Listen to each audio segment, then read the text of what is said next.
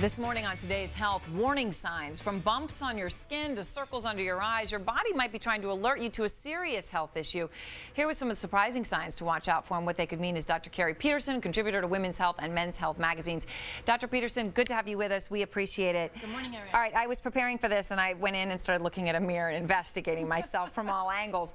Let's start with the eyes, though. Dark circles. I've had a lot of help covering those up this morning here in the makeup room, but dark circles could be more than just being tired. That's correct. They can be a sign of allergies. When you have an allergy, it can cause the vessels around the eyes to dilate and swell and make them more prominent. So if you notice dark circles and you've got some itchy, tearing eyes, try an antihistamine and they may clear up. All right, now what about eyebrows? If you have issues sort of right on the end of your eyebrow where they're thinning. Yeah, this is an interesting one. If you're noticing that the outer third of your eyebrow is becoming sparse, this could be a sign of an underactive thyroid. This is a common condition. 27 million Americans in this country have it. 8 out of 10 of them are women, and it's easily treated with thyroid hormone. So if you're in your 30s and you're female, get your thyroid checked.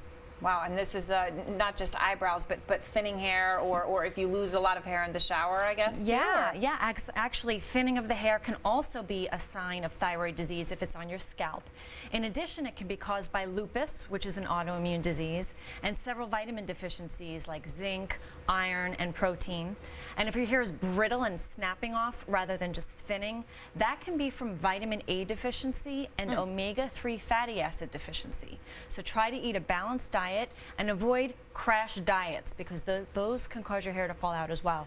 And what about on the mouths? A lot of people sort of have a cracked corner on the side of their mouth, which isn't just put on more lip balm. Right, and it is so irritating to people. It can be so painful, and it can just be from licking the corners. A lot of people do that all the time. Right. But it can also be from vitamin B deficiency and iron deficiency.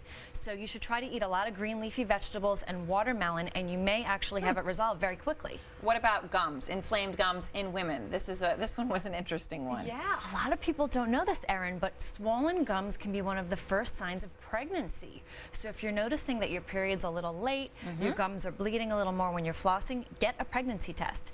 But if you're a man and you have swollen gums, obviously you're not pregnant. Well, at least not in this era, maybe one day.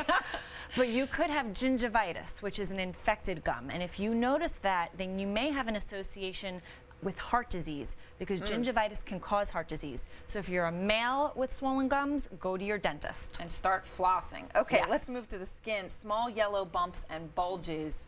This one I thought was really interesting. Yeah, if you see yellow bumps around the eyelids or on the knees and elbows, this can be a sign of high cholesterol. That cholesterol actually deposits in the skin.